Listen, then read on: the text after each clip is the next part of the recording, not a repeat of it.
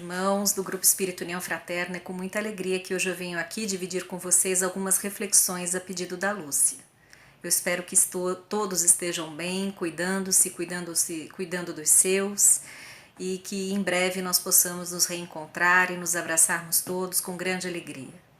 Hoje eu venho dividir com vocês alguns pensamentos, algumas reflexões acerca de uma mensagem de Emmanuel, psicografada pela abençoada mediunidade de Chico Xavier no livro Pão Nosso. O título da mensagem é Lógica da Providência. Lógica da Providência. E ele destaca um versículo no seu início, um versículo dito por Paulo, escrito por Paulo, em carta aos Hebreus, capítulo 10, versículo 32, que diz o seguinte: Depois que fostes iluminados, suportastes grande combate de aflições. E Emmanuel então começa a refletir sobre essa mensagem, Lógica da Providência. Os cultivadores da fé sincera costumam ser indicados no mundo à conta de grandes sofredores. Há mesmo quem afirme afastar-se deliberadamente dos círculos religiosos, temendo o contágio de padecimentos espirituais. Os ímpios, os ignorantes e os fúteis exibem-se espetacularmente na vida comum através de traços bizarros da fantasia exterior. Todavia, quando se abeiram das verdades celestes, antes de adquirirem acesso às alegrias permanentes da espiritualidade superior, atravessam grandes túneis de tristeza, abatimento e taciturnidade. O fenômeno, entretanto, é natural, porque haverá sempre ponderação após a loucura e o remorso depois do desregramento. O problema, contudo, abrange o mais vasto círculo de esclarecimento. A misericórdia que se manifesta na justiça de Deus transcende a compreensão humana.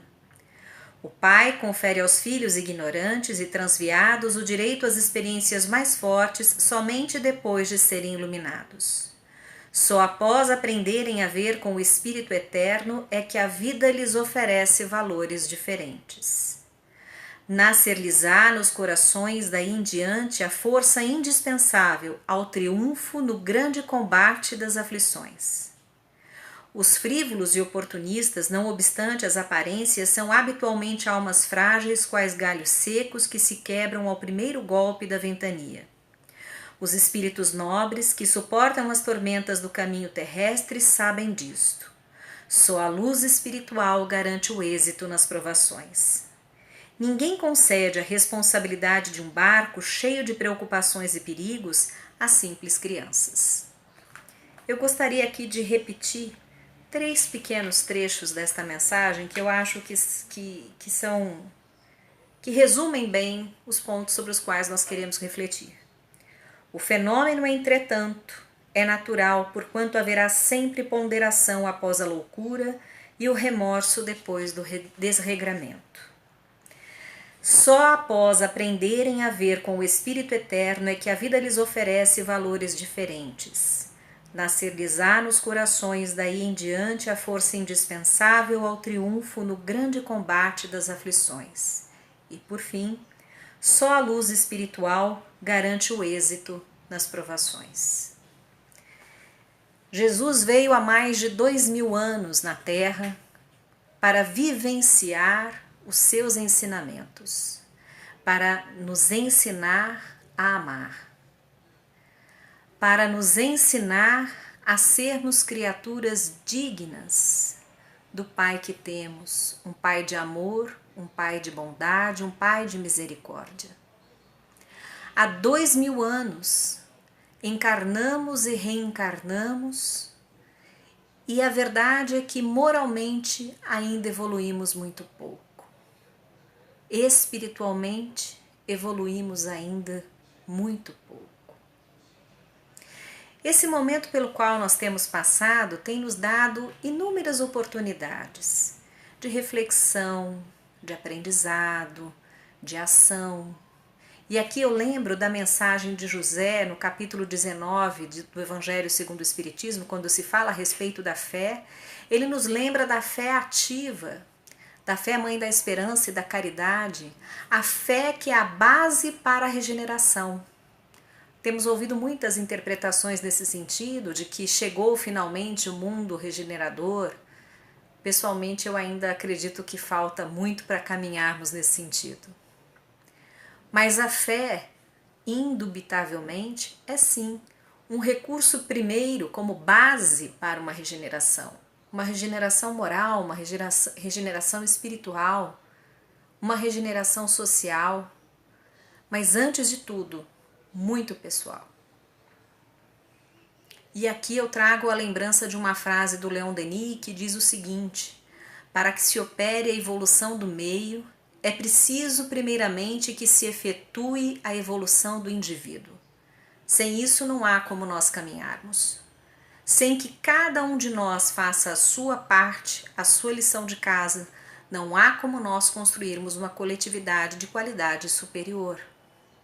Essa é a grande verdade. E qual é o papel daqueles que se colocam à frente? É o papel de amparar, de colaborar, de cooperar aqueles que estão um pouco mais atrás.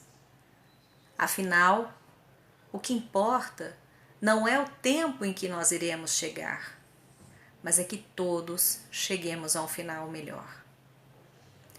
Eu lembro aqui da importância de cultivarmos a oração, de cultivarmos a prece, o hábito da prece, da meditação, como caminhos naturais de encontro consigo e com Deus. De encontro com nós mesmos, com o nosso íntimo, porque esse esforço, ele é pessoal antes de ser coletivo ou social. Esse esforço é absolutamente necessário para que nós possamos passar a outras tantas fases e estações que a vida nos trouxer, por experiência. A realização em cada uma dessas fases ou estações, como diz Emmanuel, é absolutamente necessária. Não há como nós pularmos, saltarmos estágios da nossa evolução. Então, que possamos ter consciência dos recursos que Deus nos disponibiliza, como a prece, como a oração, como a meditação, para nos colocarmos em contato com Ele, exercitando essa nossa fé, exercitando essa nossa confiança em Deus, nosso Pai, e nos seus desígnios, que são sempre para o melhor, que são sempre pela nossa evolução.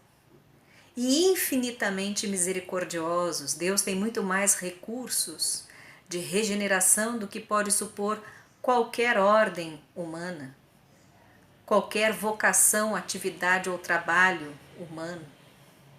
Confiemos em Deus, tornemos a nossa fé ativa, busquemos a sua convivência através da oração, da prece, da meditação. Utilizemos esses recursos como meios e modos de pacificação individual, pessoal, para que uma vez adquirida essa condição, possamos levá-la adiante para as pessoas à nossa volta, exercitando a nossa paciência, a nossa tolerância, aqueles que convivem com outras pessoas no seu ambiente doméstico nesse momento. Nunca foi tão importante essa paciência, essa tolerância, porque a verdade é que a maioria de nós não convive tanto tempo junto no mesmo espaço físico, habitualmente. Então este tem sido um desafio muito grande às pessoas. Que possamos exercitar então a nossa paciência, a nossa tolerância. Que possamos também orar e vigiar os nossos pensamentos. Como andam os nossos pensamentos? Onde é que nós temos nutrido os nossos pensamentos? Em quais recursos nós temos procurado estabilizar as nossas emoções ou, pelo contrário, destrambelhá-las completamente? Se nós assistimos 24 horas por dia aos jornais ou deixamos a televisão ligada, como por exemplo meu pai deixa televisão ligada nos telejornais, é um convite ao destrambelhamento das ideias. É um convite ao desassossego íntimo.